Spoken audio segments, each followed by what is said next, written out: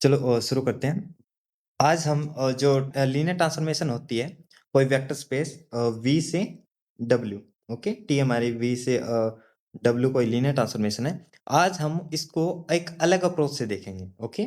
अलग अप्रोच क्या होगी और वो किस हेल्प से देख पाएंगे कि कोई भी लीनियर ट्रांसफॉर्मेशन है, वो जो V के बेसिस एलिमेंट होते हैं, कोई भी बेसिस होगा, उसके जो वेक्टर्स होते हैं, अगर उसके ऊपर हमें इमेज पता हो लीनियर ट्रांसफॉर्मेशन टी की, तो हम पूरी जो लीनियर ट्रांसफॉर्मेशन है उसको डिटरमाइन कर सकते हैं ना पूरी वेक्टर स्पेस पे। ओके, तो उसकी हेल्प से हम सीखेंगे, एक अलग अप्रोच देखेंगे इसकी लीनियर ट्रांसफॉर्मेशन की। ओके, और वो क्या होगी? मैट्रिक्स। ओके, तो हम देखेंगे कि कोई भी लीनियर ट्रांसफॉर्मेशन है उसको एक मैट्रिक्स के फॉर्म में देख सकते हैं। ओके, और कोई भी मैट्रिक्स है उससे हम एक लीनियर ट्रांसफॉर्मेशन कंस्ट्रक्ट कर सकते हैं from A vector space V to W। Okay, कहने का मतलब है कि ये जो स्पेस है, set space of all linear transformation from V to W, ये किसके आइसोमॉर्फिक होगा? Space of all cross n matrices where is dimension of space W and n is dimension of space V। Okay, चलिए, तो हमेशा की तरह ही हम start करते हैं। V और W हमारे वेक्टर स्पेस हैं, और क्योंकि आज जब तक मैट्रिक्स की बात होगी, जब जब लीनियर ट्रांसफॉर्मेशन की मैट्रिक्स की बात होगी, तो वहां ये कंसीडर किया जाएगा कि जो V और W जो स्पेस हैं वो हमेशा फाइनाइट डायमेंशनल होंगे। Okay, let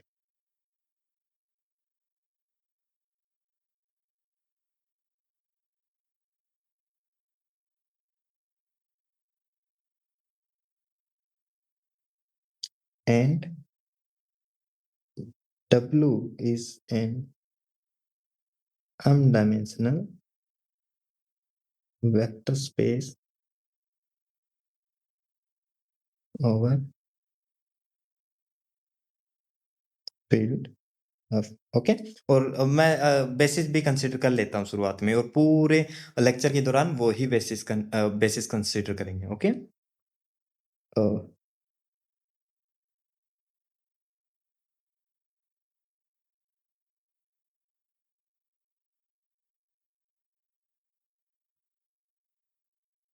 ordered basis. Okay, दोनों को ऑर्डर्ड बेसिस लेंगे।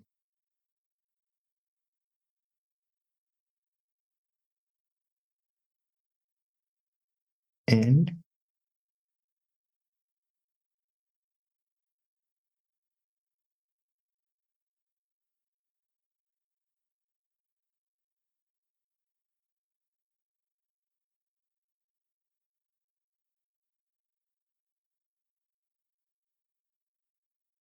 ओके, चलिए, तो अब देखिए, अब कोई भी लीनियर ट्रांसफॉर्मेशन है, सपोज करो लेट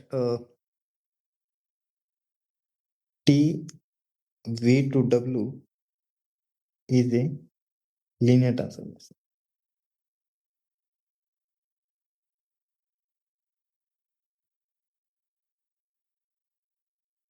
ओके, तो अगर हमें इस लीनियर ट्रांसफॉर्मेशन का हर एक वेक्टर जो है इस बेसिस का, इसके ऊपर इमेज पता हो, तो पूरे वेक्टर स्पेस में हम वो कर सकते हैं ना, टी को डिटरमाइन कर सकते हैं ना। तो इसीलिए इसकी हेल्प से हम कंस्ट्रक्ट करेंगे किस तरीके से। कंसीडर, सपोज करो आपके पास टी अल्फा वन, ठीक है, जो पहला वेक्टर है बेसिस का, उसके ऊपर इमेज क्या है इसकी? A11 beta.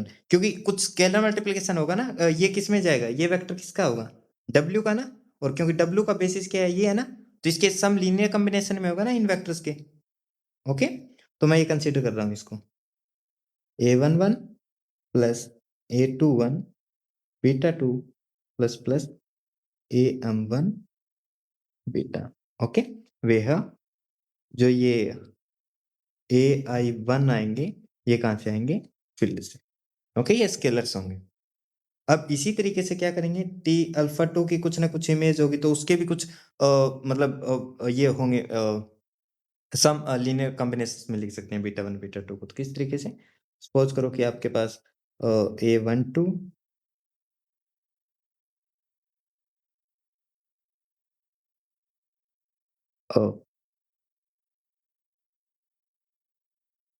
ओके, एंड इसी तरीके से हर एक वेक्टर के ऊपर,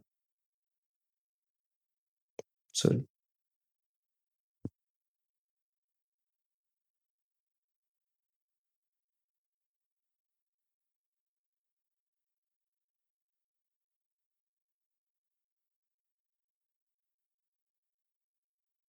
ओके, हर एक जो बेसिस का वेक्टर है, वी का जो वेक्टर है, बेसिस वेक्टर, उसके ऊपर हमें क्या है, इमेज गिवन। ओके, तो अब देखो, इन जनरल मैं इसको किस तरीके से लिख सकता हूँ? अगर इन जनरल नोटेशंस में अगर मुझे लिखना हो तो किस तरीके से लिख सकता हूँ?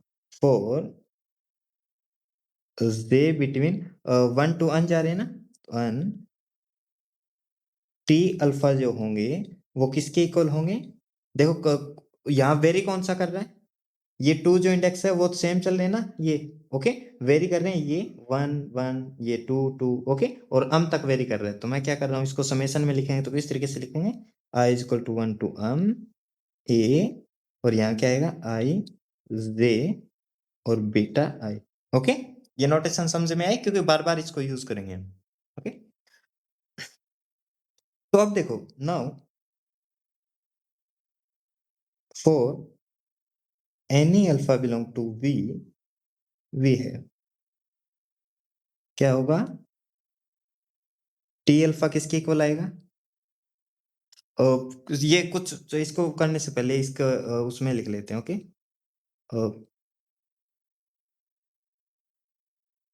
सच सच दैट, क्योंकि अल्फा वी में है और वी का बेसिस क्या है, ये बीटा है ना। ओके, तो इनके सम लीनियर कॉम्बिनेशन में होगा। मैं सपोज कर लेता हूं x1 अल्फा 1,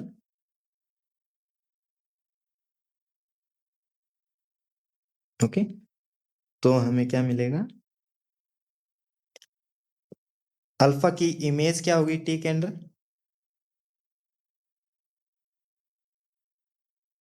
और जे इज इक्वल टू 1 टू कहां तक, अन तक ना, अन एक्सन अल्फा। ओके, इस तरीके से लिख सकता हूं ना।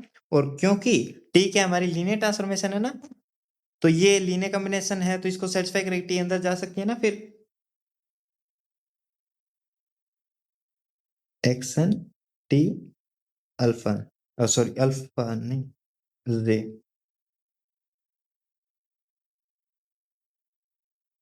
और एक्स जे और अल्फा जे। ओके, यहाँ भी क्या आएगा, एक्स जे और अल्फा जे। ओके, तो यहां से क्या आएगा, अब टी अल्फा जे की जो मेरी वैल्यू है वो क्या है, ये है ना, तो यहां से क्या आएगा, 1 टू जे एक्स जे, और इसकी जो है वो sigma I is equal to 1 to A I J और बीटा आई है ना। ओके, और इसको मैं अगर सही फॉर्म में, क्योंकि ये दोनों क्या है, फाइनाइट समेशन है ना, तो इसको ये इंटरचेंज भी हो सकते हैं, तो इसको मैं कैसे लिख रहा हूँ, i is equal to 1 to j is equal to 1 to n, और यहाँ क्या आ जाएगा, ए आई जे एक्स जे और बीटा आई। ये बात समझ आई आप लोग? ओके, जस्ट क्योंकि फाइनाइट समेशन है तो हम इंटरचेंज कर सकते हैं और किसी भी तरीके से इसको लीनियर कॉम्बिनेशन में लिख सकते हैं। ओके, चलिए, तो अब देखो, टी अल्फा का ये जो हमारे पास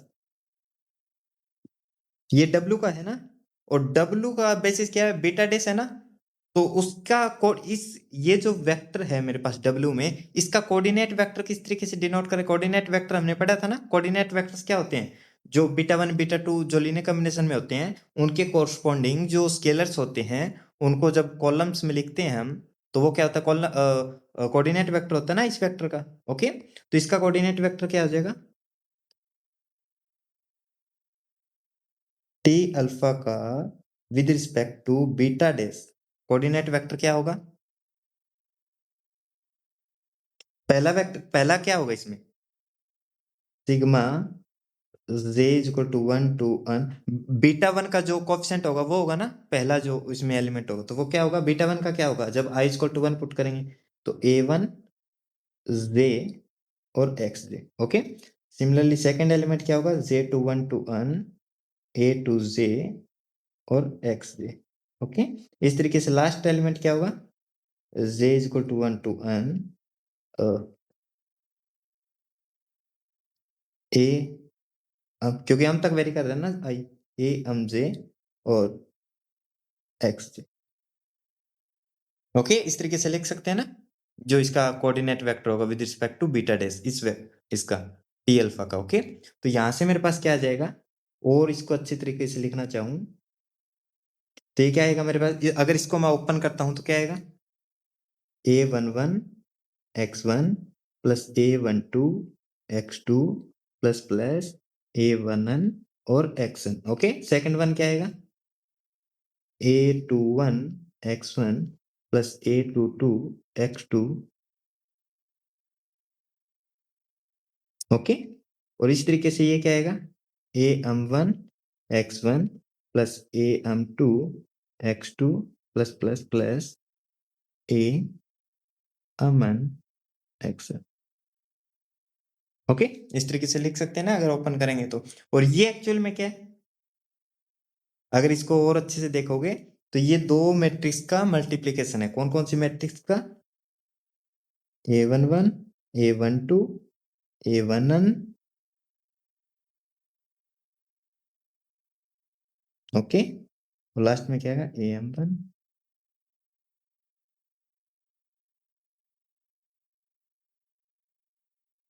और यहाँ क्या आएगा, x1 x2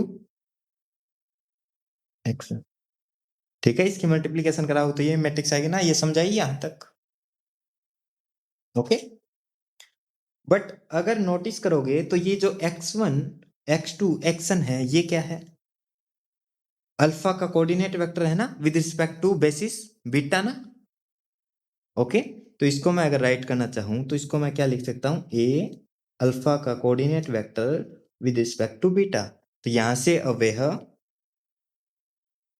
A is equal to, ये मैं डायरेक्ट लिख रहा हूं ए आई से,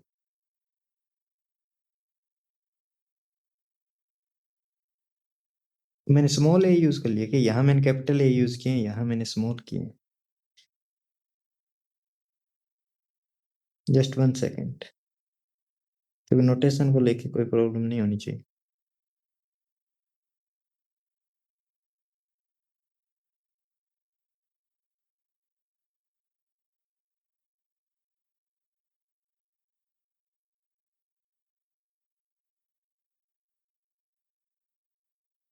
और यहाँ आ जाएगा ए आई से। ओके, ये क्या है, M cross N is an matrix of order, M cross N की मैट्रिक्स होगी ना ये। ओके, दैट इज ओवरऑल हमारे पास क्या आ गया, जो टी अल्फा का जो कोऑर्डिनेट वेक्टर होगा with respect to beta dash, वो किसके इक्वल होगा, ए और coordinate vector where A is matrix, ये है ना, A is such matrix. Okay, तो यहां क्या होगा, ये जो फर्स्ट कॉलम है एक्चुअली में ये क्या है, a11 a21 am1, ये क्या थे, ये थे ना, और ये क्या है, coordinate vector of T alpha one with respect to beta dash, with respect to basis beta dash. फिर जो सेकंड कॉलम है ये क्या हो गया फिर मेरा,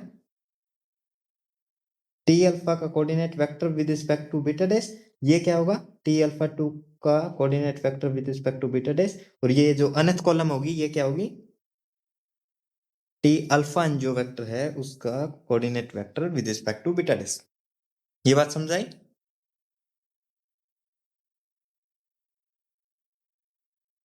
okay, note that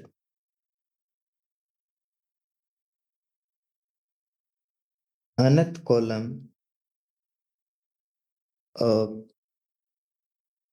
A N से डिनोट कर रहा हूं मैं उसको। ओके, ए वन अन, और इस तरीके से ए अम, या जेथ, अनथ नहीं,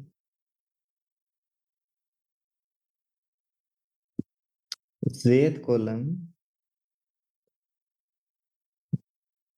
is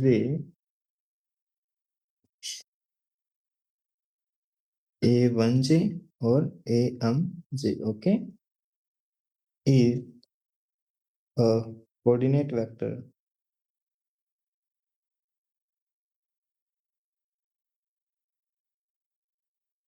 T alpha j with respect to beta dash, okay। ये जस्ट मैंने इसको राइट किया।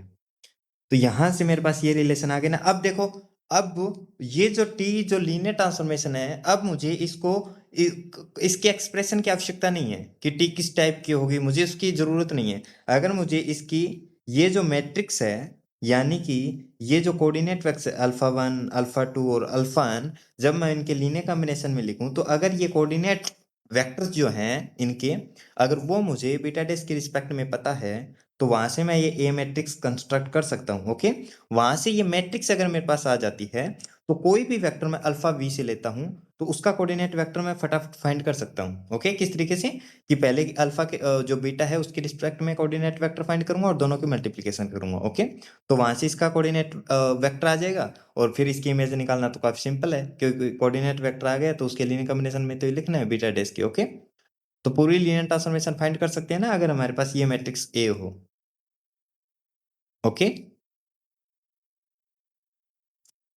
ओके, चलो मैं इसको एज ए डिफाइन कर देता हूँ।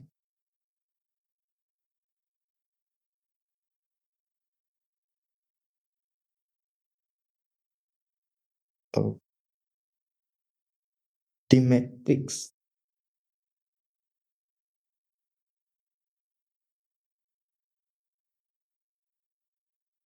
ए is called matrix representation of T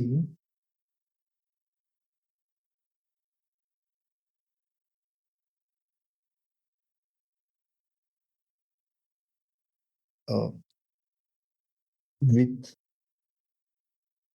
respect to ordered basis beta and beta, okay, and the matrix A for T is denoted by, किसे डिनोट करेंगे, टी, और क्योंकि बीटा और बीटा डैश इस इन दो बेसिस के रिस्पेक्ट में है ना, तो इसको मैं किससे लिखूंगा, बीटा और बीटा डैश, ओके। इससे डिनोट करूंगा इस मैट्रिक्स को मैं, ये समझाई बात, ओके। चलो अब थोड़ा एग्जांपल से समझ लेते हैं, क्योंकि एग्जांपल से थोड़ा चीजें काफी इजीली समझा जाती है ना, क्योंकि थ्योरेटिकली ये सब चीजें पढ़ते हैं तो फिर कंफ्यूजन रहती है, मतलब क्या चल रहा है, फिर ये माइंड उतना ऑब्जर्व नहीं कर पाता। तो एक छोटा सा एग्जांपल देख लेते हैं।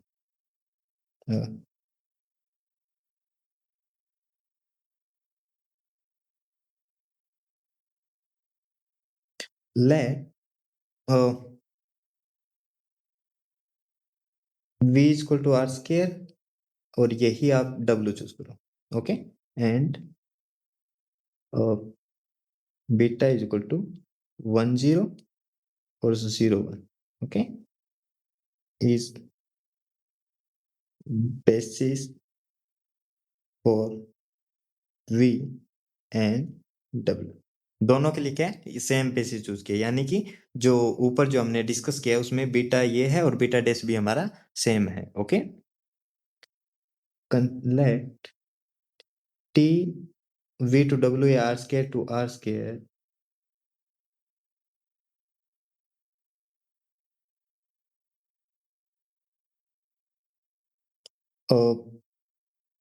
x1 x2 को किस पे मैप कर रहा है, x1 0 पे मैप कर रहा है, ओके। ये x1 x2 कहां से आ रहा है हमारा, r स्केयर से, ओके। ये चेक कर सकते हो आप, इजीली चेक कर सकते हो कि लीनियर ट्रांसफॉर्मेशन होती है, okay. Is a linear transformation.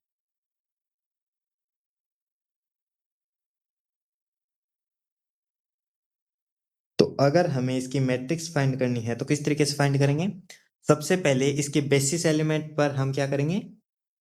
इसकी इमेज फाइंड करेंगे, फिर उसके कोऑर्डिनेट वेक्टर निकालेंगे विद रिस्पेक्ट टू इस क्योंकि बीटा डैश के रिस्पेक्ट में निकालना होता है ना, बट बीटा डैश सेम है हमारा, ओके, डब्ल्यू का जो बेसिस है, ठीक है। तो इसके रिस्पेक्ट में उसके कोऑर्डिनेट वेक्टर निकालेंगे और उन कोऑर्डिनेट वेक्टर को एज ए कॉलम सेट करेंगे और जो मैट्रिक्स आएगी वो क्या होगी?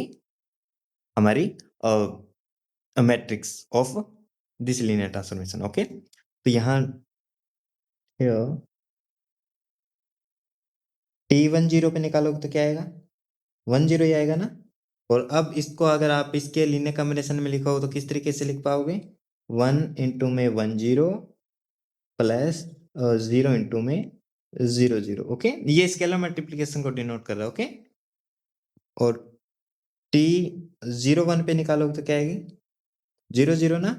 और इसको राइट करोगे तो 0 into 10 plus 0 into sorry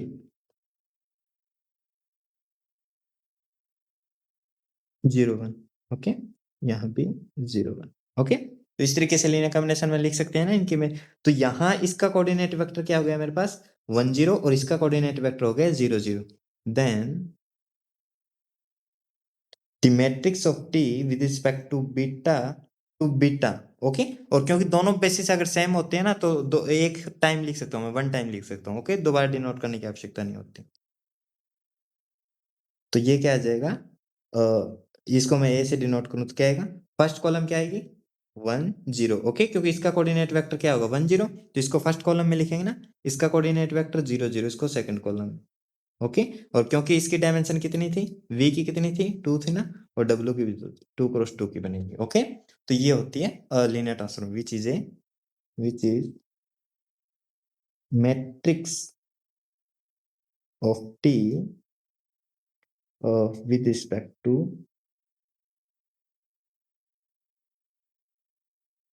ordered basis,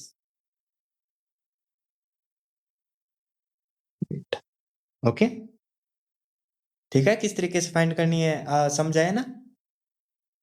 linear transformation की जो मैट्रिक्स होती है, ओके। चलो हाँ, एक छोटी सी आप नोट करो यहाँ बात। वो क्या है कि जब मेरी वी में टी में लीनियर ट्रांसफॉर्मेशन थी वो कहाँ से कहाँ तक थी? वेक्टर स्पेस वी से डब्ल्यू। और वी की डायमेंशन कितनी थी? अन थी। और डब्ल्यू की कितनी थी? अम थी। इसकी अन और इसकी अम। बट इसकी जो मैट्रिक्स रिप्रेजेंटेशन आई वो कितने क्रॉस कितनी की आई? अम क्रॉस अन की, ओके।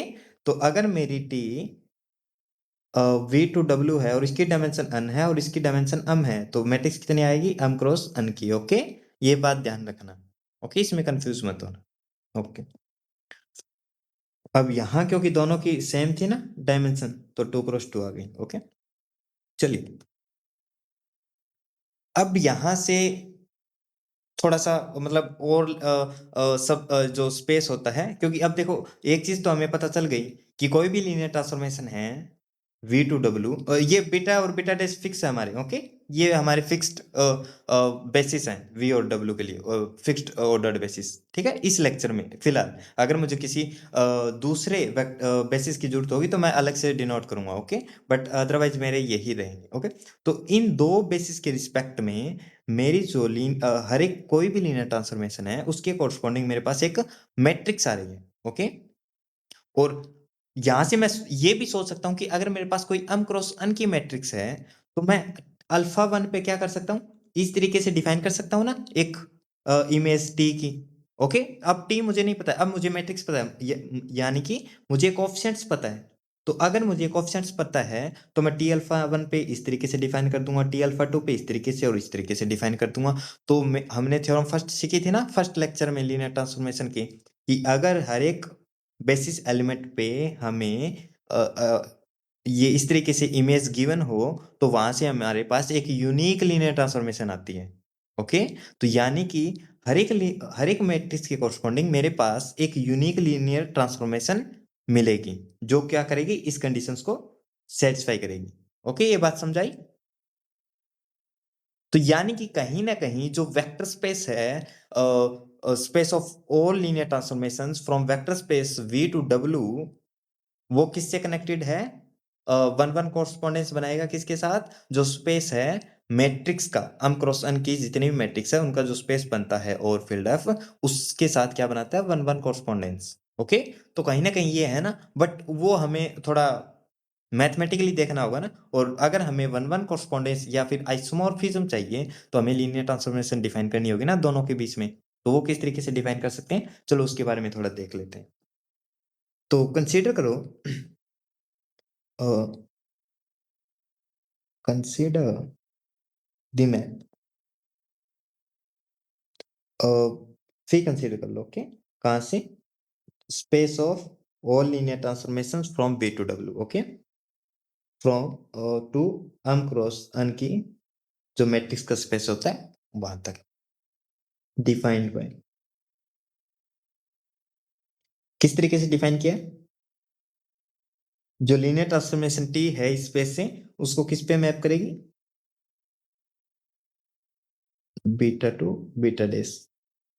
ओके, जो है हमारी लीनियर जो मैट्रिक्स आई थी ना टी की, ओके, मैट्रिक्स रिप्रेजेंटेशन उसके ऊपर मैप करेगी। ओके, तो ये कितने क्रॉस कितने की, m क्रॉस n की बनेगी, तो ये किसमें मैप कर जाएगी, इसमें मैप कर जाएगी। ओके, लीनियर ट्रांसफॉर्मेशन समझाई ना, सॉरी ये मैप समझाई ना किस तरीके से डिफाइन किए। ओके, चलिए, अब मैं यहाँ क्या क्लेम करता हूं कि ये जो मैप है ये क्या होगी, आइसोमॉर्फिज्म होगी बिटवीन टू वेक्टर स्पेस, ये जो वेक्टर स्पेस है हमारे पास। ओके, चलो, वी क्लेम दैट, बात सोच सकते हो कि कोई भी थ्योरम यूज नहीं किया अभी तक, जस्ट हम प्रूफ तो कर रहे हैं बट कोई थ्योरम राइट नहीं किया अभी तक। We claim that T, sorry fee,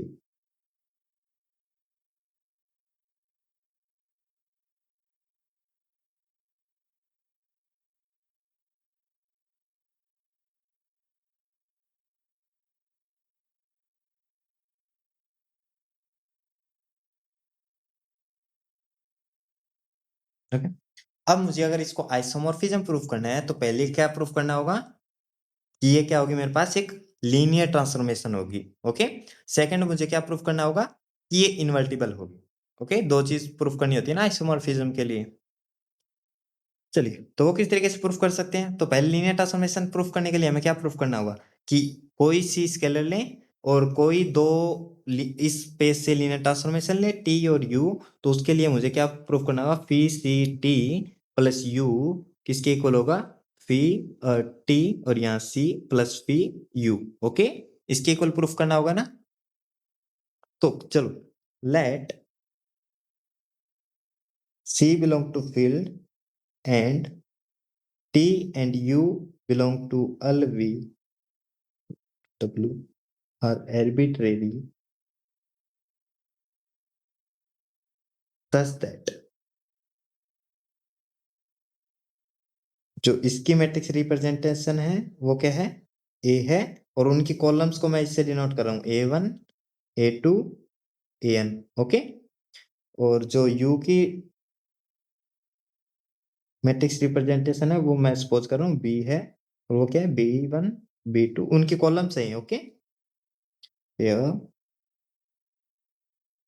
A1 A2 AN denotes column of A and B1 B2 Bn denotes columns of। Okay, तो अब देखो, अब मुझे क्या प्रूफ करना है, इसका मतलब क्या है, यहां से हमारे पास क्या होगा नाउ, और चलो उसको मैं डायरेक्ट लिख देता हूँ, जो फी सी टी प्लस यू है किस तरीके से डिफाइन किया है, सी टी प्लस यू की मैट्रिक्स रिप्रेजेंटेशन है ना, इस तरीके से मैंने डिफाइन किया ना। चलिए, अब देखिए इसकी जो फर्स्ट कॉलम होगी इस मैट्रिक्स की, ओके, इस मैट्रिक्स, इसको मैं सी से डिनोट कर लेता हूँ। ओके, और इसको मैं मान लेता हूँ C1 C2 Cn। C1 C2 Cn क्या है, मेरे कॉलम्स हैं सी की। ओके,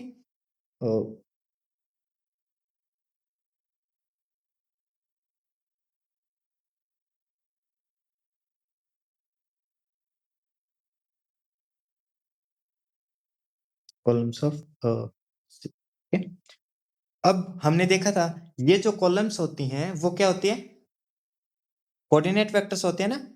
फर्स्ट कॉलम जो होती है वो इस मैट्रिक्स का जो अल्फा वन जो फर्स्ट वेक्टर है उसके कॉरस्पॉन्डिंग जो कोऑर्डिनेट वेक्टर होता है with respect to beta dash उसका वो होता है ना C1।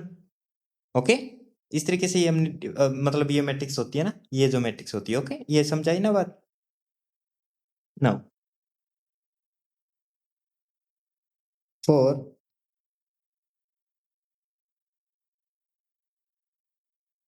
सीजे किसके इक्वल होगी, कोऑर्डिनेट वेक्टर होंगे ना ये, सी टी प्लस यू, किसका कोऑर्डिनेट वेक्टर, अल्फा जे का ना, with respect to beta dash. Okay, जिस तरीके से हमने मैट्रिक्स रिप्रेजेंटेशन को डिफाइन किया था। ओके, तो यहां से क्या आएगा, क्योंकि सी ये क्या है, टी और यू क्या लीनियर ट्रांसफॉर्मेशन है ना, और ये इसको सेटिस्फाई करते हैं ना, प्लस और स्केलर मल्टीप्लिकेशन को मैंने कैसे डिफाइन किया था, सी टी अल्फा से प्लस यू अल्फा जे, इस तरीके से ना, टू बीटा डैश। ओके, ये बात क्लियर है ना यहां तक। चलो अब देखो ये किसके इक्वल होगा एक्चुअली, ये किसके इक्वल होगा इसको समझते हैं, वापिस आएंगे यहाँ, बट पहले इसको समझ के आते हैं थोड़ा। नॉट दैट, ये क्या होगा मेरा, चलो C T alpha J plus U alpha J किसके इक्वल होगा, सी टी अल्फा जे, कैसे आएगा, ये कोऑर्डिनेट वेक्टर क्या होगा टी अल्फा जे का with respect to beta dash, क्या होगा, ए की जो जेथ कॉलम थी वो होगी ना, और ए की जेथ कॉलम क्या होती है, ए वन जे ए टू जे, इस तरीके से ए ये होती है ना। ओके, तो ये किसके इक्वल आएगा, ए1जे बीटा वन प्लस ए2जे beta two plus plus A beta. Okay, इसके इक्वल आएगा ना ये जो टी अल्फा जे है, ये बात समझाई। ओके, तो ये अब यू करेंगे, अब इसकी जगह अगर हम यू लेंगे तो यहाँ बीटा जे आ जाएगा ना। ओके, तो सेम क्या हो जाएगा, यू ओ अल्फा जे क्या हो जाएगा मेरे पास, प्लस यू अल्फा जे क्या होगा, B1J और beta one plus B2J beta two plus plus BMJ beta. Okay, इसके इक्वल होगा ना। अब इनको ऐड कर सकते हैं, ऐड करेंगे तो क्या आएगा, सी A1J A1J plus B1J beta one plus, और यहाँ क्या आएगा, सी A2J plus B2J beta two, और इस तरीके से लास्ट में क्या आएगा, सी A प्लस B। ओके, और ये क्या आएगा, बीटा अम। ओके, ये बात समझाइए आपको यहां तक, किसी प्रकार का कोई डाउट है, आई होप नहीं होगा। ओके, कोई डाउट होगा तो पूछ लेना तभी की तभी, और हैंड रेज कर देना अगर कमेंट किए तो यहां से, क्योंकि देखो इसका फिर कोऑर्डिनेट वेक्टर क्या आ जाएगा, इस जो वेक्टर का कोऑर्डिनेट वेक्टर क्या आ जाएगा, beta one beta to beta M के रिस्पेक्ट में। therefore Cj equal to Ct alpha j plus u alpha j with respect to beta dash क्या आ जाएगा, ये आएगा ना पहला A1J प्लस B1J, फिर सेकंड क्या आएगा, A2J plus B2J। Okay, last में क्या आएगा, CAMJ plus B mj। Okay, इस तरीके से आएगा ना। और इसको मैं अगर राइट करूं तो मैं इसको इस तरीके से राइट कर सकता हूं ना, a1j a2j और a mj। ओके, और इसको अगर मैं राइट करना चाहूं तो ये इस तरीके से लिख सकता हूं b1j b2j और bmj। और ये किसकी कॉल है? ये jth कॉल ए की jth कॉलम है ना, और ये b से। ओके, तो यानी कि जो सी मैट्रिक्स की जो jth कॉलम है वो किसकी इक्वल है? C into jth column A, jth column of A plus jth column of B. तो यहां से क्या आ जाएगा? फॉर जे किसके बीच में लिया था? इनके बीच में ना, that is C is equal to C A plus B. और सी किसके इक्वल था? किसके इक्वल लिया था मैंने? इसके इक्वल ना। तो यहां से क्या आ जाएगा? P C T plus U is equal to C T plus U respect to B to beta dash. ये सी थी ना मैट्रिक्स, ये किसकी इक्वल आ रही है? ए क्या थी मेरे पास? टी के मैट्रिक्स थे ना।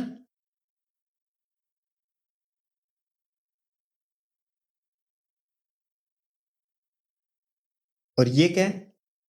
यहां से क्या आ जाएगा? पी टी आ जाएगा ना। और ये किसकी इक्वल है? पी यू की। And therefore P is an linear transformation.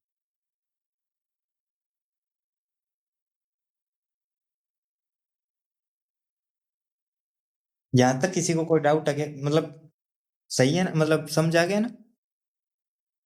काफी सिंपल है, कुछ भी नहीं करना है, जस्ट आपको नोटेशंस को थोड़ा ध्यान रखना है। और नोटेशन अगर समझना है तो आपको इस तरीके से ओपन कर लेना है पूरी तरीके से, जितना आप कर सकते हो ना। बुक में तो देखो इसको सीधा राइट किया हुआ उन्होंने, ठीक है, यहाँ से डायरेक्ट लिखा हुआ है, ये इसको ये लिखा हुआ है, यहाँ से यहाँ पहुंच गए। ओके, बट वो आपको अज्यूम करते हैं कि आपको इतनी अंडरस्टैंडिंग है।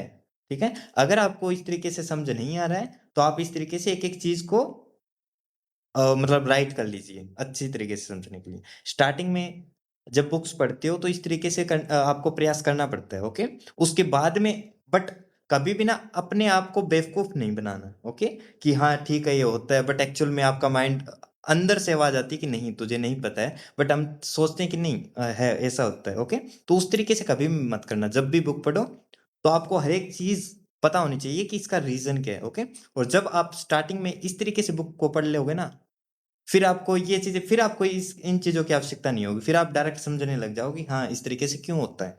ओके, समझाई ना बात? तो इस तरीके से अगर आप बुक भी पढ़ रहे हो तो इस तरीके से पढ़ना। ओके, चलो। अब क्योंकि मुझे अब और क्या प्रूफ करना है? इनवर्टिबल प्रूफ करना है। इनवर्टिबल प्रूफ करने के लिए मुझे क्या प्रूफ करना पड़ेगा? कि टी नॉन सिंगुलर है, यानी कि 1 1 है, और टी क्या है? ऑन 2 है। ओके, चलो।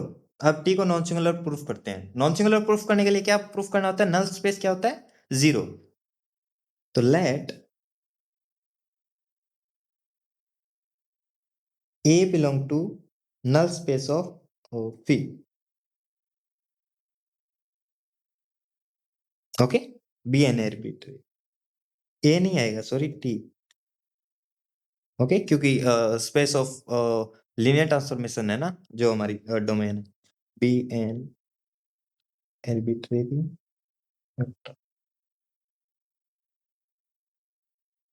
where unphi is null space of phi। इसको मैं बार बार यूज करूँ, इस तरीके से नोट करता हूँ ना मैं नल स्पेस को, तो ये अंडरस्टैंडेबल है। ओके, अंडरस्टूड है, क्या बोलते हैं? हाँ शायद ये बोलते होंगे। ओके, तो यहाँ से क्या आएगा? देन पी टी क्या आएगा? जीरो मैट्रिक्स ना, अम क्रॉसन की जीरो मैट्रिक्स। क्योंकि अम क्रॉस जो ये स्पेस होता है हमारे पास, इसका जीरो वेक्टर क्या होता है? जीरो मैट्रिक्स ना। तो जीरो पे मैप करने का मतलब ये जीरो मैट्रिक्स होगी। ओके, ये जीरो मैट्रिक्स होने का मतलब क्या है? ये किसके इक्वल होगा? जो टी की मैट्रिक्स रिप्रेजेंटेशन है वो जीरो मैट्रिक्स है। ओके, तो यहां से क्या आ जाएगा?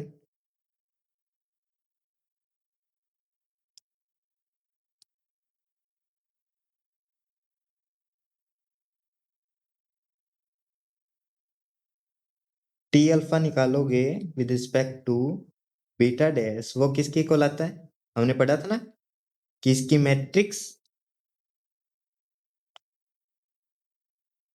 इनटू में अल्फा का coordinate vector with respect to beta. अब क्योंकि ये जीरो मैट्रिक्स है तो ये जीरो आएगा ना हर बार, हर अल्फा के लिए। That is T alpha is equal to zero for all alpha belong to P, and therefore T is an zero linear transformation.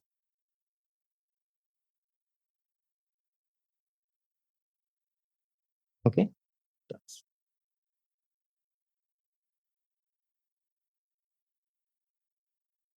Since जो फी हो गया वो क्या हो गया?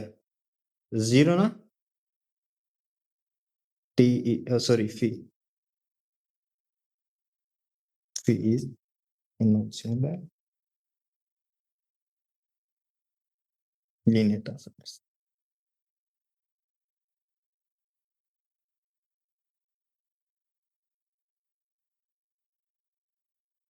ओके, ये बात समझाई किस तरीके से प्रूफ हुआ है नॉन सिंगुलैरिटी?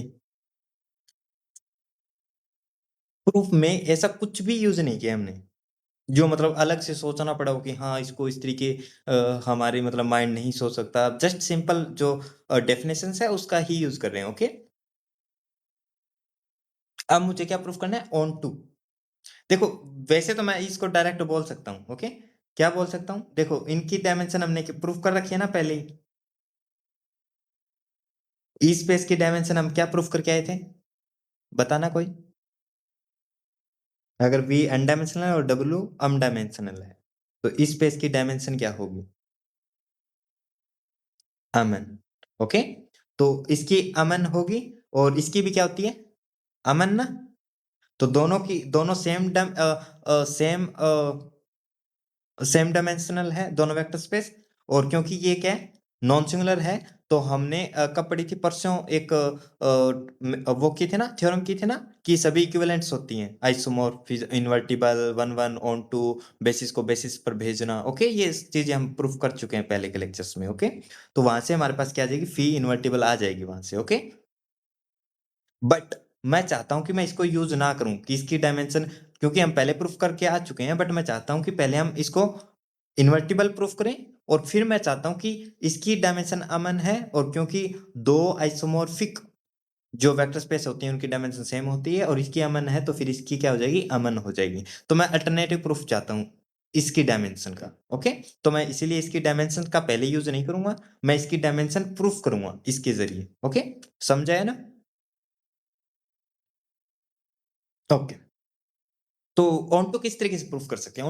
ऑन्टो मैंने बता दिया आइडिया क्या है। आइडिया क्या था कि कोई भी ऑन्टो प्रूफ करना है तो मुझे क्या प्रूफ करना है? जो स्पेस है हमारा अम क्रॉस अन मैट्रिक्स का, वहां से कोई भी एर्बिट्रेरी मैट्रिक्स लेंगे और उसके कॉरस्पॉन्डिंग हमें एक लीनियर ट्रांसफॉर्मेशन शो करनी है जिसकी इमेज क्या आ जाए, यानी कि जिसकी जो मैट्रिक्स रिप्रेजेंटेशन है वो क्या आ जाए? मैट्रिक्स ए आ जाए। ओके, ये ऑन्टो प्रूफ करने के लिए तो ये करना है।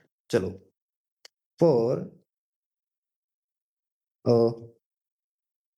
any met cross n matrix A is equal to aij से डिनोट कर रहा हूं। Okay, belong to field R। Okay, consider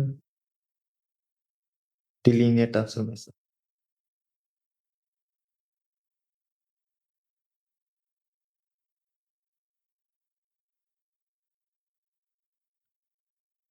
T alpha one को किस पे मैप करवा रहे हैं? इस तरीके से हम कंस्ट्रक्ट कर सकते हैं ना एक लीनियर ट्रांसफॉर्मेशन। किस तरीके से? A one one beta one plus A two one beta two plus plus A M one beta. Okay, तो ये एक अल्फा वन पे इसकी कोई भी वेक्टर हमने चूज कर लिया इस तरीके का, और टी अल्फा टू पे हमने इस तरीके से चूज कर लिया। इसकी जो इमेज होगी 1 2 बीटा 1 प्लस 8 2 2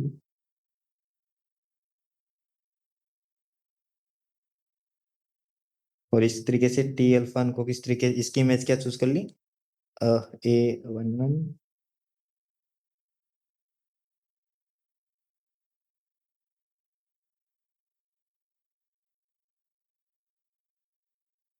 ओके इस तरीके से मैं चूज कर सकता हूँ ना। और यहाँ से बाय थ्योरम फर्स्ट जो हमने लीनियर ट्रांसफॉर्मेशन जब शुरू की थी वहां मैंने एक थ्योरम प्रूफ की थी ना।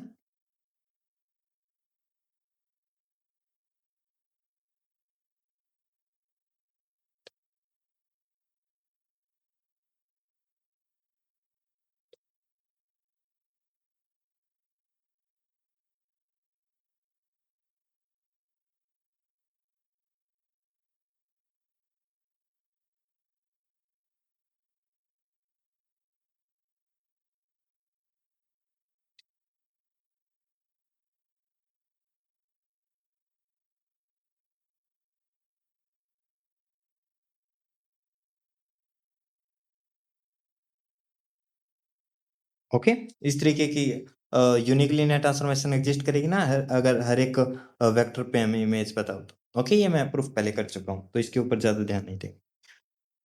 तो इसकी जो मैट्रिक्स रिप्रेजेंटेशन होगी टी की वो क्या होगी ए आ जाएगी ना जिस तरीके से हमने मैट्रिक्स रिप्रेजेंटेशन को डिनोट किया। नोट दैट जो टी की मैट्रिक्स रिप्रेजेंटेशन है from beta to beta dash is equal to A. Okay and therefore for A belong to M cross and there exists a linear transformation of T belong to L P to W such that Pt is equal to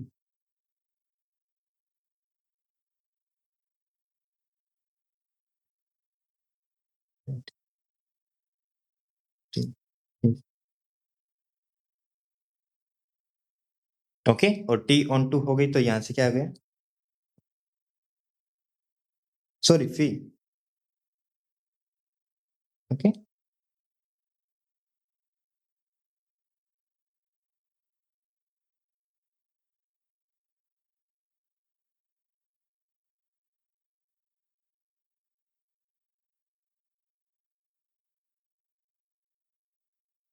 space of linear transformation from V to W to space of all uncross and matrix over field okay ये समझाया ना proof.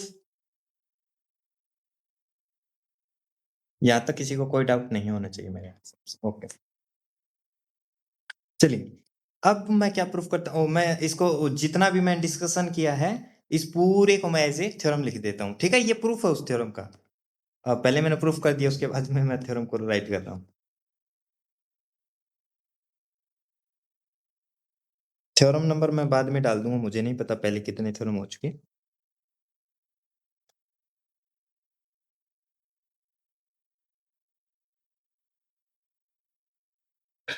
इस theorem के लिए मैं अलग से right कर रहा हूँ सब कुछ। Okay let V is an n dimensional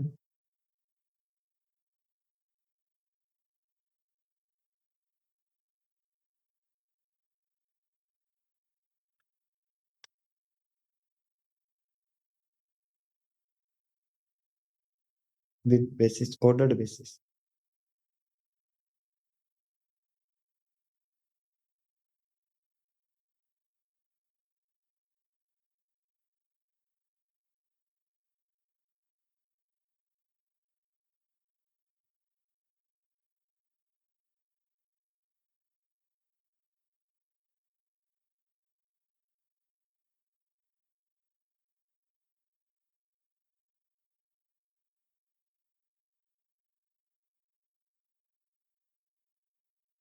okay then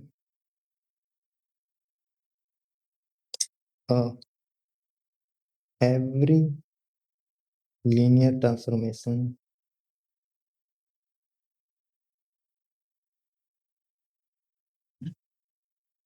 T from V to W is related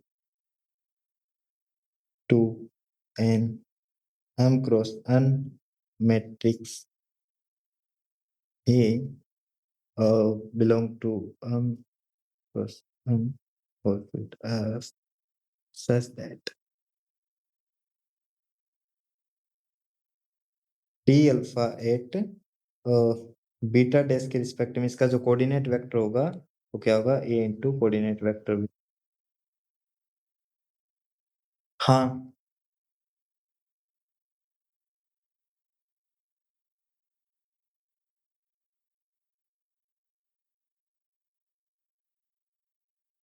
beta से पहले बेसिस।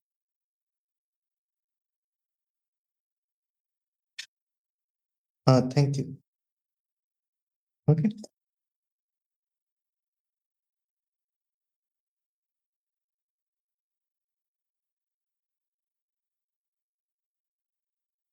हाँ ओके सच दैट जो कोऑर्डिनेट वेक्टर होगा टी अल्फा का with respect to beta dash वो किससे तरीके से होगा रिलेटेड ऐसे इस तरीके से okay for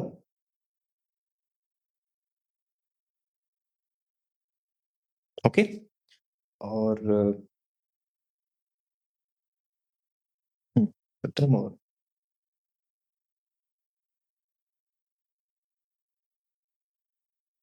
the map of free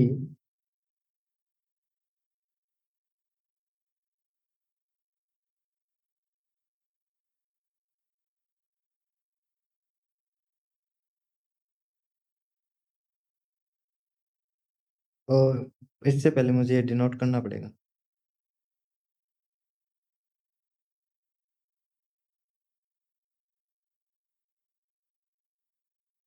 the matrix in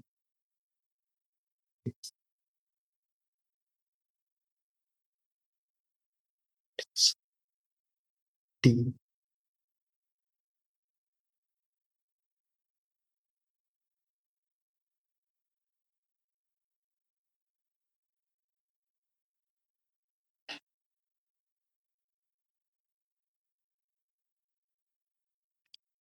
and denoted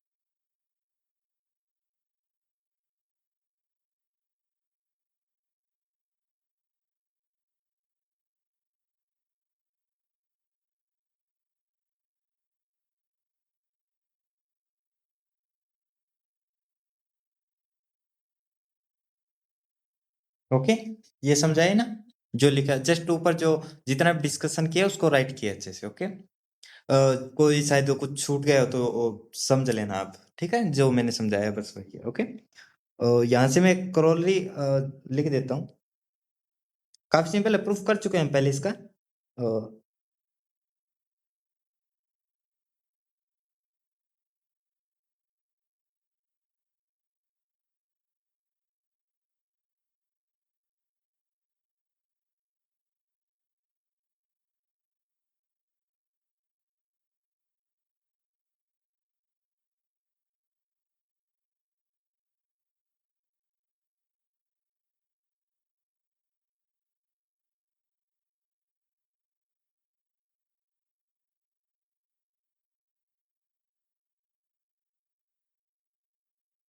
अमन होगी ना क्योंकि ये कैफी क्या है हमारी आइसोमॉर्फिज्म है ना तो ये दोनों क्या हो जाएंगे आइसोमॉर्फिक हो जाएंगे और ये आइसोमॉर्फिक हो गई क्योंकि इसकी डायमेंशन अमन है तो इसकी भी क्या हो जाएगी अमन ओके चलो और मैं एक छोटा सा रिमार्क और लिख देता हूँ जो बुक में भी लिखा हुआ है रिमार्क बुक में तो नहीं लिखा हुआ बट लिखा हुआ इस तरीके से कि if t is a linear operator on v अगर V के ऊपर लीनियर ऑपरेटर है यानी कि T लीनियर ट्रांसफॉर्मेशन है from V to V, okay, and beta is an ordered basis for V, okay. Beta को हम इसका ऑर्डर बेसिस चूज करते हैं, तो V टू V है ना, तो दोनों जगह हम क्या लेते हैं, दोनों को सेम बेसिस लेते हैं बीटा, ओके, यानी कि बीटा डैश और बीटा हमारे क्या है, दोनों सेम होंगे उस केस में, okay. Then the matrix of T denoted by, किसे डिनोट करेंगे, सिंपल डिनोट करेंगे, ओके, टी बीटा से, बीटा डैश से ऊपर नहीं लिखेंगे, ओके, क्योंकि अब अंडरस्टूड है कि बीटा और बीटा डैश सेम है, ओके। और राहुल दोबारा हैंड रेज किया क्या या पहले से है?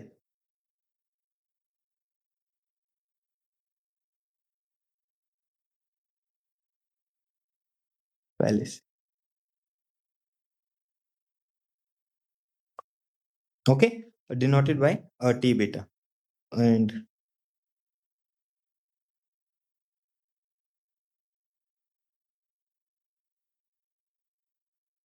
यहाँ से हमारे पास क्या आ जाएगा, टी बीटा एक्चुअल में किसके इक्वल होगा, sorry, T alpha with respect to beta, इसका जो कोऑर्डिनेट वेक्टर होगा वो किसके इक्वल होगा, alpha beta, okay, for every alpha belong to B, okay. ये रिमार्क समझ में है ना, क्या कहना चाह रहे हैं? ओके, तो ये बात हुई लीनियर ट्रांसफॉर्मेशन का जो स्पेस है और जो मैट्रिक्स का सब स्पेस है उसके बारे में, ओके। अब हम कंपोजिशन के बारे में क्या कह सकते हैं, अगर हमारे पास टी और यू दो लीनियर ट्रांसफॉर्मेशन है, T V to W and U W to Z, okay, तो कंपोजिशन होगी ना U T from V to Z, okay. तो अगर टी और यू के हमारे पास मैट्रिक्स रिप्रेजेंटेशन हमें पता हो, तो यूटी की मैट्रिक्स रिप्रेजेंटेशन क्या होगी, उसके बारे में क्या कह सकते हैं, ओके, वो किस तरीके से रिलेटेड होंगे, ओके। तो चलो उसके बारे में देख लेते हैं। मैं इसको एज ए थ्योरम में लिख देता हूँ, फिर उसको प्रूफ कर देता हूँ, ओके।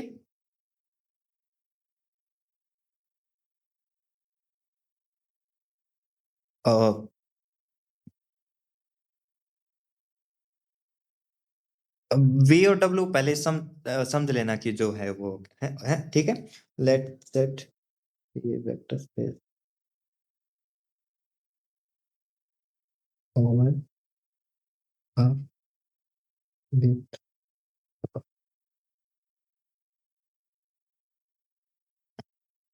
यहाँ n डायमेंशन लिख रहा हूँ, p dimensional, okay, p dimensional vector space with ordered basis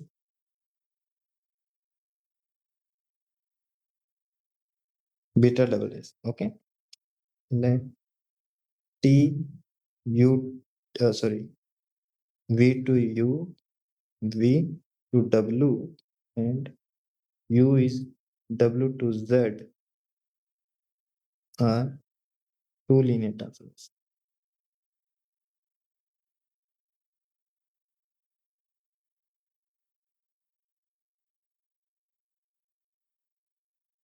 okay, two linear transformations हैं, such that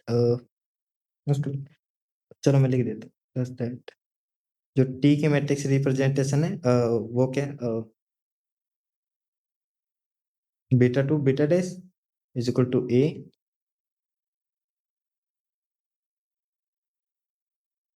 beta dash to beta double dash, इसको मैं समझ लेता हूँ b, okay. Then ut linear transformation होगी, the matrix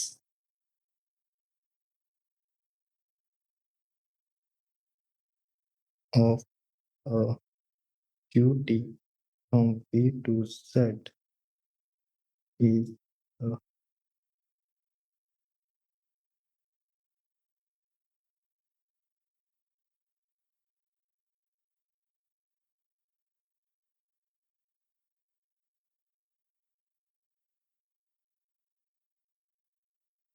beta and beta double S, okay.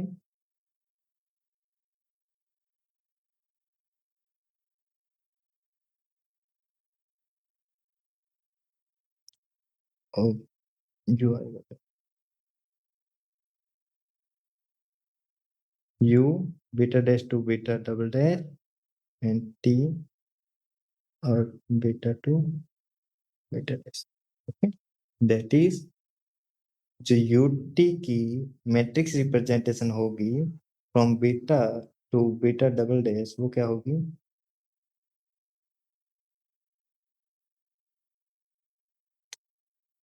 Matrix representation ऐसी होगी ना या अल्टरनेटिव होगी?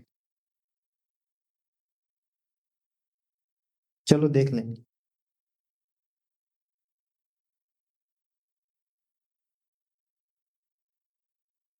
ओके, तो ये थ्योरम समझ आई ना कि जो यूटी की जो कंपोजिशन होगी उनकी जो मैट्रिक्स रिप्रेजेंटेशन होगी वो क्या होगी? इन दोनों की प्रोडक्ट ही होगी, यू की और टी की। ओके, ठीक है।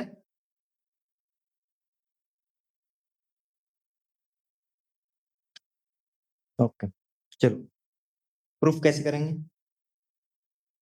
प्रूफ एक्चुअली काफी सिंपल है। For any alpha belong to V have T alpha with respect to beta dash क्या होगा? T from beta to beta dash और alpha with respect to beta. Okay, जो हमने थ्योरम की थी। एंड यू, अब ये टी अल्फा क्या है? मेरे पास वेक्टर है ना, किसका? डब्ल्यू का। ओके, डब्ल्यू का वेक्टर है ना, तो यू टी अल्फा। ओके, इसका coordinate vector with respect to beta double dash ये क्या होगा? यू की matrix with respect to beta dash to beta double dash और फिर टी अल्फा का ये, क्योंकि ये अंदर वाला वेक्टर है ना, ये किसका रिस्पेक्ट में? बीटा डैश के। ओके, ये बात समझ आई आपको? ओके, तो यहां से क्या आ जाएगा? एंड देयरफॉर इसको मैं क्या लिख सकता हूँ? यू टी अल्फा ना, और यहां से क्या आ जाएगा? यू, और ये क्या है? टी अल्फा, इससे अगर मैं इसको यहां में यूज करूं तो क्या आएगा?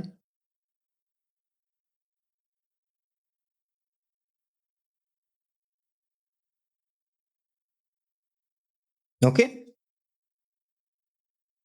तो यहां से मैट्रिक्स क्या आ गई? क्योंकि यूनिक होती है ना मैट्रिक्स किसी भी लीनियर ट्रांसफॉर्मेशन की। ओके, और वो किस रिलेशन को सेटिस्फाई करती है? इसको सेटिस्फाई करती है। तो यहाँ मैट्रिक्स रिप्रेजेंटेशन क्या आ गई इसकी? यूटी की। दैट इज,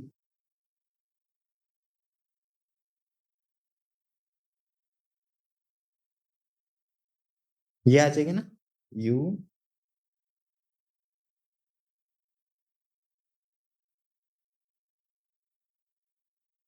ये बात समझाई?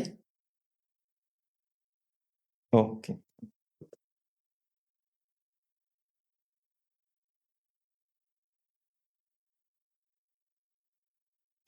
ओके, तो ये काफी सिंपल सी ऑब्जर्वेशन थी जो हमें करनी थी। ओके, एक लास्ट थ्योरम है जो काफी सिंपल है, काफी सिंपल रिजल्ट है, या थ्योरम ही लिख देता हूँ।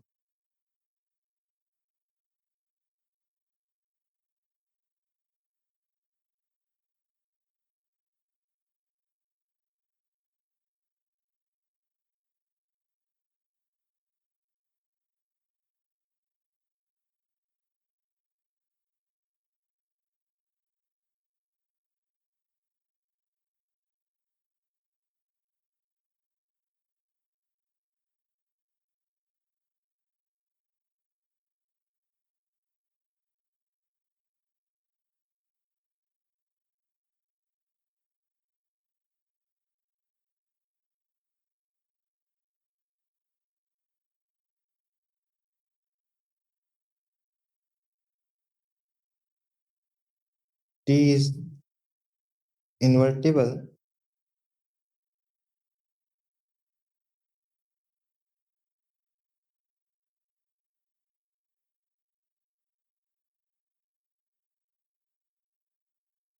ओके, और ये काफी सिंपल ऑब्जर्वेशन है, इसका किस तरीके से प्रूफ कर सकते हैं?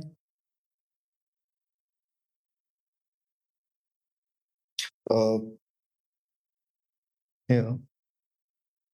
Oh.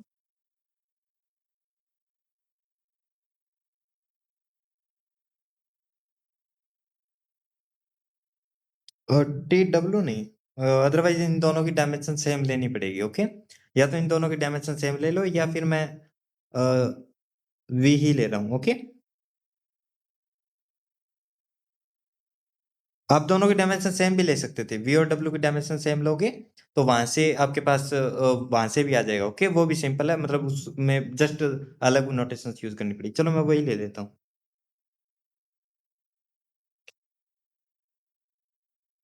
ठीक है, बट इसमें एक और कंडीशन ऐड करनी पड़ेगी, dimension of V is equal to dimension of W. Okay, क्योंकि अदरवाइज तो इन्वर्टिबिलिटी की बात ही नहीं कर सकते ना। टी इन्वर्टिबल तभी होगी ना जब ये दोनों की डायमेंशन सेम हो। ओके, ये बात समझ आई ना? ओके, तो यहां से क्या आ जाएगा, T U is equal to U T is equal to identity होगा इफ एंड ओनली इफ। हमने अभी अभी थ्योरम की थे ना, उससे क्या आ जाएगा? तो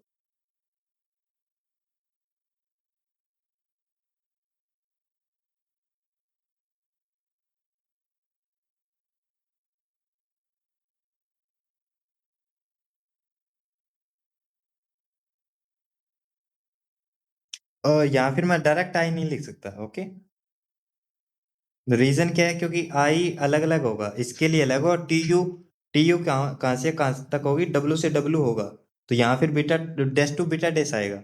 और यू टी क्या आएगा, वी टू वी होगा। ओके, तो फिर ये से कहाँ तक आएगा, बीटा टू बीटा आएगा। ओके, तो वहां लिटिल बिट कंफ्यूजन होगी, तो फिर अलग अलग राइट करना पड़ेगा। ओके, तो इसको डायरेक्ट राइट नहीं कर सकते फिर, तो इसलिए मैं इसको कंफ्यूजन को दूर करने के लिए मैं सेम स्पेस ही ले रहा हूँ।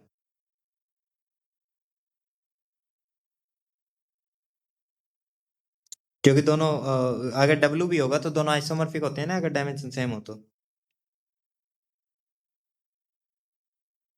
यहाँ से मेरे पास क्या आएगा,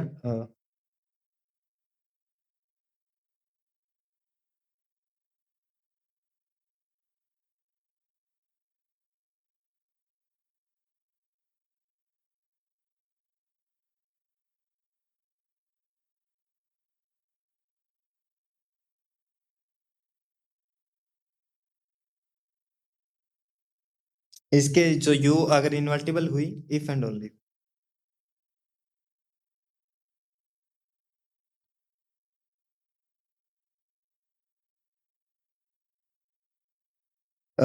जो आइडेंटिटी ऑपरेटर होता है उसकी मैट्रिक्स आप फाइंड कर सकते हो, आइडेंटिटी ही आएगी। ओके, अनक्रॉसन की। ओके, तो यानी कि अगर टी इन्वर्टिबल है तो मेरे पास एक ऑपरेटर यू एग्जिस्ट करेगा जो इस कंडीशन को सेटिस्फाई करेगा, और इस कंडीशन को सेटिस्फाई करेगा, तो जो अभी अभी थ्योरम की उसको इस कंडीशन को सेटिस्फाई करेगा, और इस कंडीशन को सेटिस्फाई करेगा, तो यहाँ से क्या आ जाएगी, ये आ जाएगी, दैट इज ए क्या हो जाएगी, इन्वर्टिबल हो जाएगी। अगर ए इन्वर्टिबल है तो एक बी एग्जिस्ट करेगी जो इस कंडीशन को सेटिस्फाई करेगी, यहाँ से ये आ जाएगा और यहाँ से ये आ जाएगा। ओके, ये बात समझाई ना? Okay,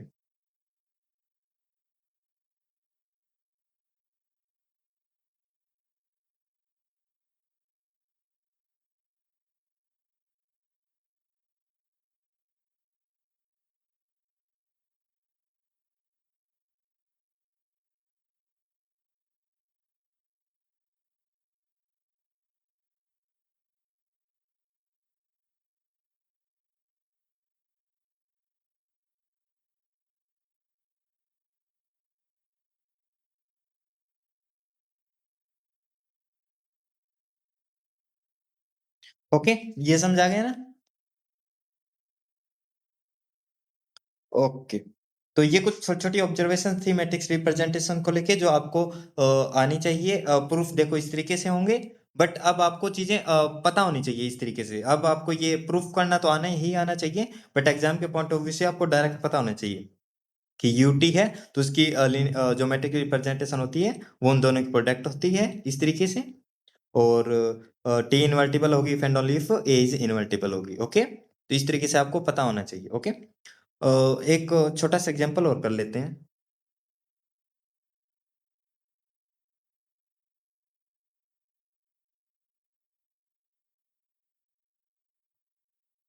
Let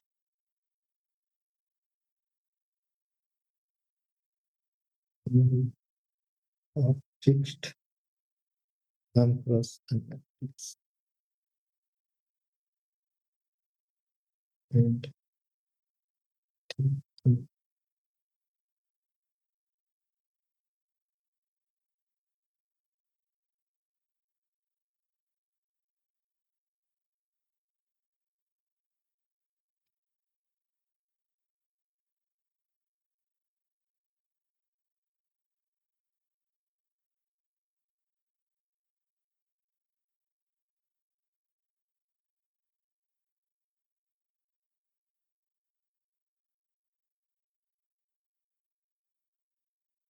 okay. इस लीनियर ट्रांसफॉर्मेशन के बारे में हम बहुत बार पढ़ चुके हैं। ओके,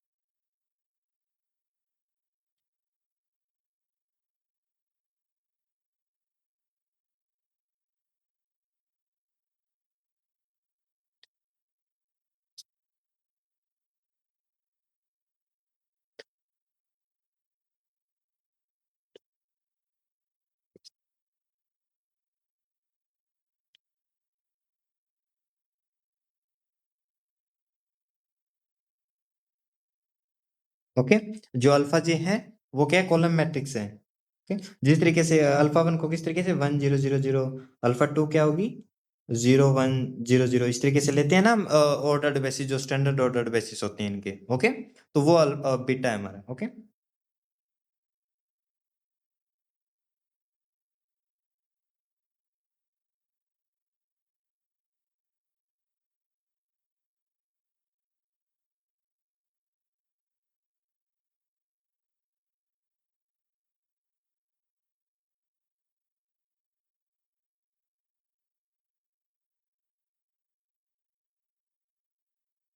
हम आएंगे।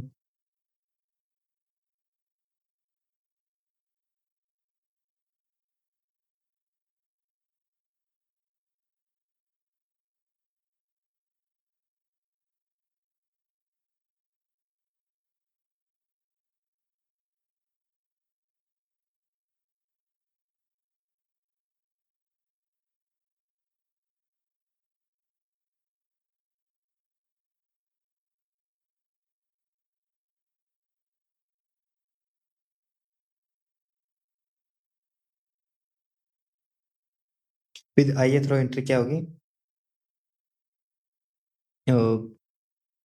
दिस वन एंड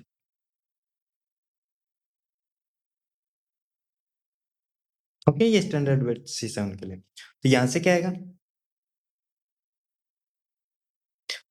और ये भी कंसीडर कर लो कि जो मैट्रिक्स ए है, चलो उसको बाद में कंसीडर करेंगे। तो यहाँ से अल्फा जे निकालो, क्या आएगा, ए अल्फा जे आएगा ना।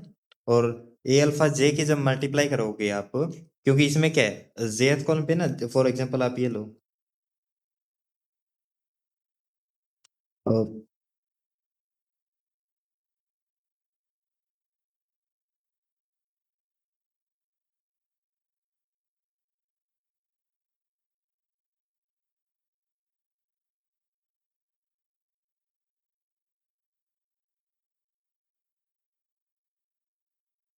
ओके, इस तरीके से यहाँ क्या है 0 0 1 0। ओके, और ये कौन से प्लेस पे है, जेथ प्लेस पे। ओके, तो यहाँ से क्या आएगा, मल्टीप्लाई कराओगे तो क्या आएगा, ये आएगा ना A1J, फिर क्या आएगा A2J, फिर क्या आएगा A J। ओके, और इसको जब इसके बेसिस के रिस्पेक्ट में लिखोगे बीटा वन बीटा के, तो ये क्या आएंगे A1J, फिर बीटा वन आएगा ना,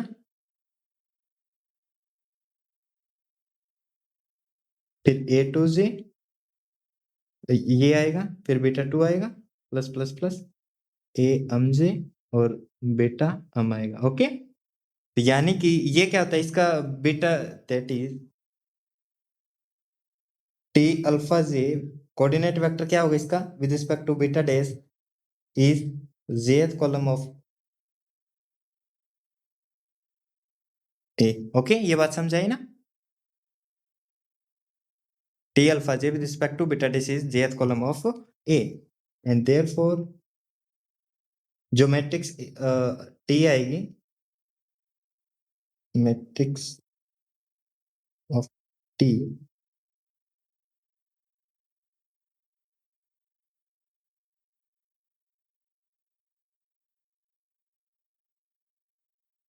डैश इज यही आ जाएगा ना, क्योंकि इसको ये कौन से ए मैट्रिक्स की जो मैट्रिक्स होती है, ठीक है, ये कौन सी कॉलम होती है? जेथ कॉलम होती है ना ये। ओके, और ये क्या है, ए की जेथ कॉलम है, तो दोनों मैट्रिक्स सेम हो जाएंगे ना, तो यानी कि जो मैट्रिक्स टी होगी, जो टी की मैट्रिक्स होगी विद रिस्पेक्ट टू, ये क्या होगी, ए ही हो जाएगी, जो क्या थी एक्चुअल में, ये जो इसकी एक्स के आगे थी। ओके, ये बात समझाया? तो अगर हमारे पास इनके स्टैंडर्ड बेसिस हैं, तो उनके रिस्पेक्ट में हमारे पास इस लीनियर ट्रांसफॉर्मेशन की जो मैट्रिक्स आती है वो क्या आती है, ए आती है। ओके, और ए आती है, तो यहाँ से जो ऊपर हमने थ्योरम की, T is invertible if and only if A is invertible, अगर ये ए हमारे पास इन्वर्टिबल है, और वो कब पॉसिबल है, जब दोनों की डायमेंशन क्या हो, सेम हो, यानी दोनों arm is equal to N हो, तभी इन्वर्टिबिलिटी की बात करेंगे ना। तो A is invertible if and only if T is invertible. Okay, ये बात समझाई ना, ये एग्जाम्पल। ओके, चलिए, मुझे आज इतना ही करवाना था, और कल हम पढ़ेंगे कि जब बेसिस को जब मतलब ये तो बीटा के रिस्पेक्ट में कोई लीनियर ऑपरेटर है। ओके, तो बीटा के रिस्पेक्ट में हमारे पास एक लीनियर ट्रांसफॉर्म सॉरी मैट्रिक्स आएगी टी की, फिर एक बीटा डैश एक और लेंगे वी का, उसके रिस्पेक्ट में टी की मैट्रिक्स आएगी, तो दोनों के बीच में क्या रिलेशन होगा। ओके, कल वो हम पढ़ने वाले हैं, तो उसको बोलते हैं चेंज ऑफ बेसिस। ओके, वो भी काफी इंपॉर्टेंट टॉपिक है इस लीनियर ट्रांसफॉर्मेशंस का, तो काफी अच्छे अच्छे चीजें सीखने को मिलेगी, और एग्जाम के पॉइंट ऑफ व्यू से काफी इंपॉर्टेंट वो टॉपिक रहने वाला है। ओके, चलिए, आज का लीनियर अलजेब्रा का जो लेक्चर है वो यहीं समाप्त होता है। अगर किसी को कोई किसी प्रकार का कोई डाउट है तो पूछ सकता है।